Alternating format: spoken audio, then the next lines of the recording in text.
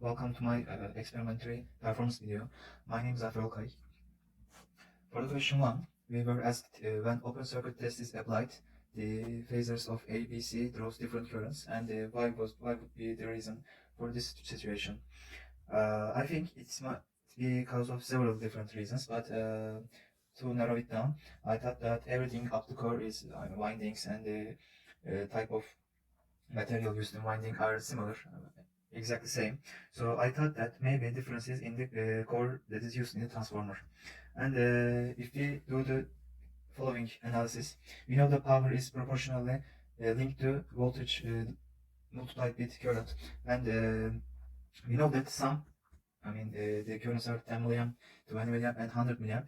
Some lose more power than the others, and the power loss is directly linked to the core loss, because we know that we are applying a open load. Therefore, we know that load is open circuit test. So we know that there is no load connected to the transformer.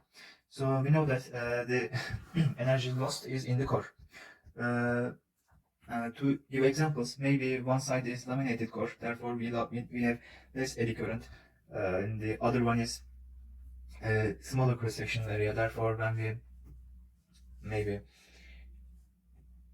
when we know that Ni bölü reluctance equals to magnetic flux. Therefore, when we need to reach the same flux, we should give more current to the circuit. So these are my reasons. For the second question, we were asked when we calculate the power of the load, why did we only two ports are connected? Actually, that's not correct. The three ports are connected, but one port is directly linked to the load, whereas the other two are first put into the voltmeter, then to the load. And I draw a diagram how it is for let's say A and C phasors. We notice that there is a gap in here that is linked directly to the voltmeter and then to the load, and the same applies for C. Whereas in B, we still have voltmeter input, but there is no gap. It's directly linked to the load, and the reason is this: we know from the experiment 1 that we can also calculate the total power with two wattmeter connection diagram. As you can see, A and C are first needed to calculate current, so we directly put them into voltmeter, but B is not, we don't need B phasor current to calculate three phase, and as you can see, this is the reason. For question 3, effect of connecting neutral points together. There would be no effect. The whole point of using three phase is that we eliminate the neutral point, and when we connect three of them together, we get a neutral point. But it wouldn't hurt, I should add. Maybe it can add a more stability, but if you don't put them together, I don't think there would be much change. So no effect. Question 4. Why there are fans only on resistance loads? Here we can see that the power dissipation formula is R multiplied by square of current, and there are straightforward again formulas for first inductor and capacitor. And here we can see that they are linked to the derivation of current and voltage, and we know that they are sinusoidal, so we can roughly sketch them like this.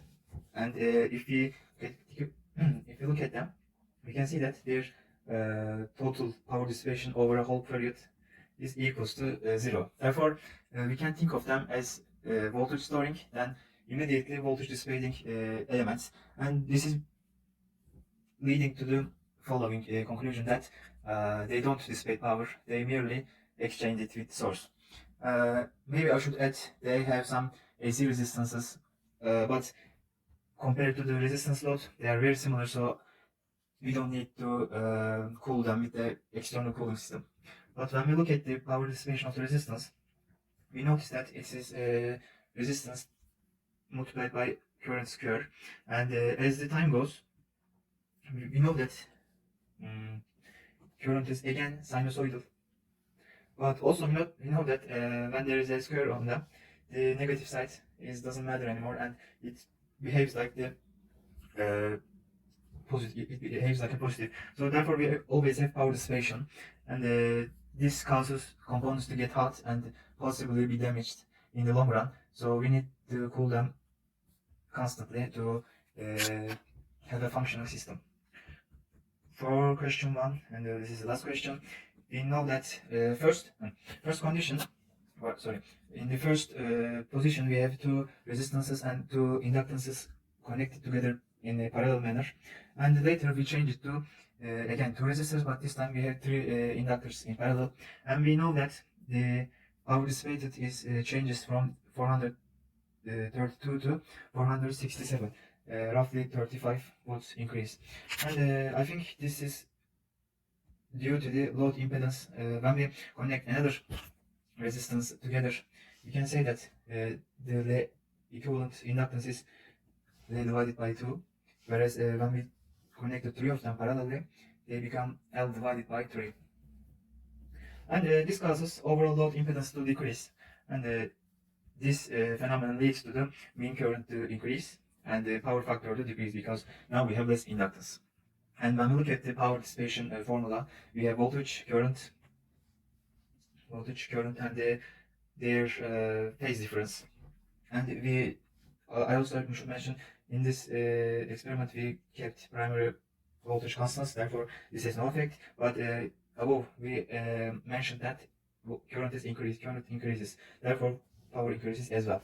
And we know that power factor is decreasing, which means the phase between them decreases. And because it's a cost function, the overall cost of the phase is increased, which again leads to power increasing. And they should explain why there is a 35 volts watt energy increase. Thank you for listening to me. Have a good weekend.